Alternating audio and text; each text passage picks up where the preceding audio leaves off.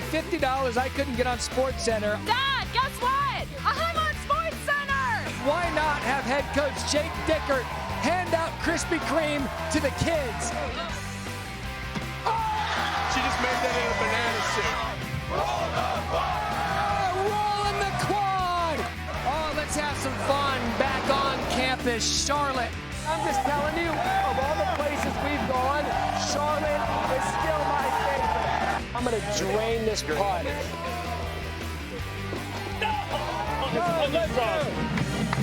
Oh, there you go.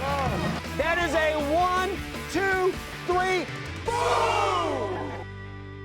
Preparations underway, Military Appreciation Night here at the Dowdy, East Carolina. Cannot wait for that. 7:30 Eastern, ESPN, East Carolina, taking on Army, joined now by Raheem Craig, senior linebacker for the Pirates. Raheem, thanks for joining us. Just a little over 24 hours out of the start of conference play.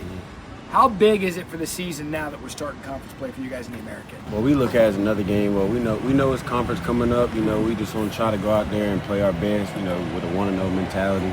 You know, it's always good, you know, we got that mindset of, you know, conference championship. So it's good to finally get your conference ball started rolling. For those that don't know, they call the student section here the Boneyard. It is one of the loudest, darkest, rowdiest student sections in all of college football. Cannot wait to see that tomorrow night. You transferred in from Louisville a couple of years ago. What has made this place feel like home for you to finish your college career? Family atmosphere. You know, came in, Coach Houston, head coach. Recruited by Tim Dowds, you know, it was all bringing me that family atmosphere on my visit. Coach Harold took over, and then he demanded the family atmosphere, and I feel like that's what made a lot of people stay and not leave last year. You know, Raheem, really good on the football field. He's got a couple of other hidden talents. As I'm interviewing him, this guy hosted the show camping out with the Pirates during training camp. What was that all about? Where did that come about? Man, that was came with Raheem, you know, camp, you know. You got to make camp fun, you know. Camp's long, it's a month. We know it's all about football, this, that, and third, but sometimes you got to take that little split second just to think about something else. So that was your idea? No, Coach Harold. Coach Harold's idea, but he named you. Now, why were you named the host?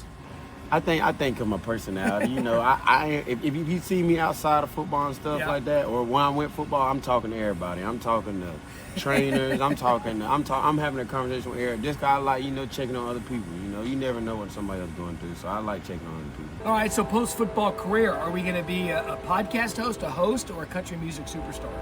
I'm gonna be the first one to do all three. Okay. That's what I'm gonna do. I'm gonna be the first one to do all three. I'm gonna have a podcast and sing on it. While playing in the NFL. Yeah. So he's a triple threat. Raheem, good luck tomorrow night. Cannot wait. 7:30 Eastern, ECU taking on Army. Don't forget SportsCenter on campus tomorrow, 2 p.m. Eastern at Sup Dogs. What do you know about Sup Dogs? Sup Dogs, hey, they got the best buffalo. I just had one last night, Really? best buffalo chicken sandwich. All right, Christine, you know the joke. Sup Dog. It's What's Up, Dog. The fun continues tomorrow. SportsCenter on campus, 2 p.m. Eastern on ESPN from East Carolina, ahead of that matchup tomorrow night against Army. To college football we go, and a pretty solid slate of college football on Saturday. An ABC doubleheader with number 4 LSU at 13th ranked Ole Miss and number 17 Alabama at number 5 Georgia. There's also a 6th ranked Oregon at number 3 Penn State. We are so incredibly happy to have EJ Manuel with us. Let's dive into those 3 top 20 matchups. Tell me who you think will be the man of the hour. Let's start with LSU taking on Ole Miss.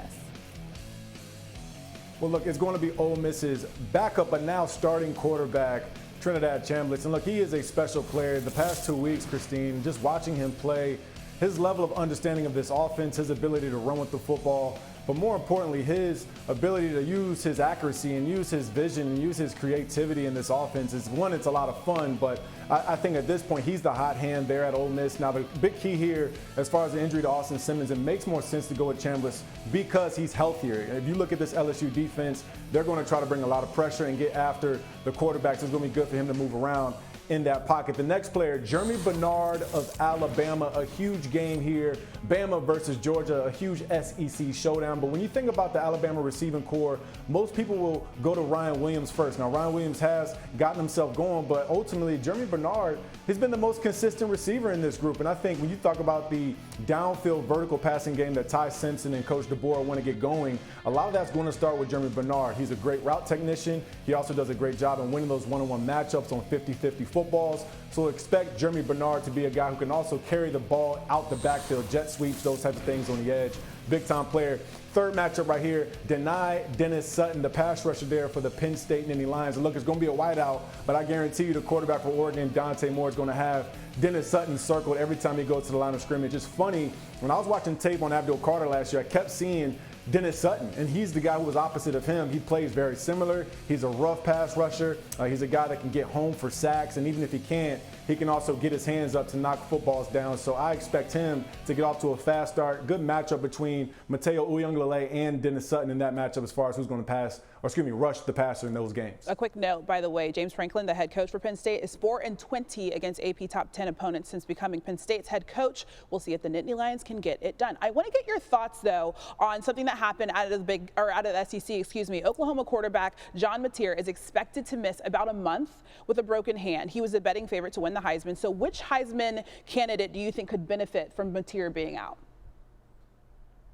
Look, at Florida State's quarterback Tommy Castellanos, in the past couple of weeks, FSU hasn't really played anybody of note, but you go back to the Alabama game, TC running around, making throws down the field, but also they got a huge matchup this Friday against University of Virginia, a high-powered offense there for the Cavaliers. So I just think the way that Tommy Castellanos is able to play within this offense, coached by Gus Malzahn, his former coach from UCF, he's going to have chances to have Heisman types of moments. And then beyond the UVA game Friday, they also play Miami after that. So it's a lot of movement with this thing, with Mateer having this injury, but I do look at Tommy Castellanos as a candidate. As long as he can keep winning at Florida State, he's going to have and be able to create some of those Heisman moments throughout the rest of the slate. I like that you brought up the fact that they have Miami in 2 weeks, because nobody wants to talk about Carson Beck and how this can improve his Heisman candidacy as well. But I won't give that to you right now. Obviously, EJ, you know I'm McCain. Thank you.